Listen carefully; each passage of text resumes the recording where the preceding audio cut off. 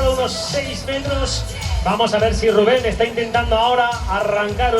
Rubén Crespo del Crespo Runners ha salido de ese grupo perseguidor y va a intentar unirse a ese tridente porque...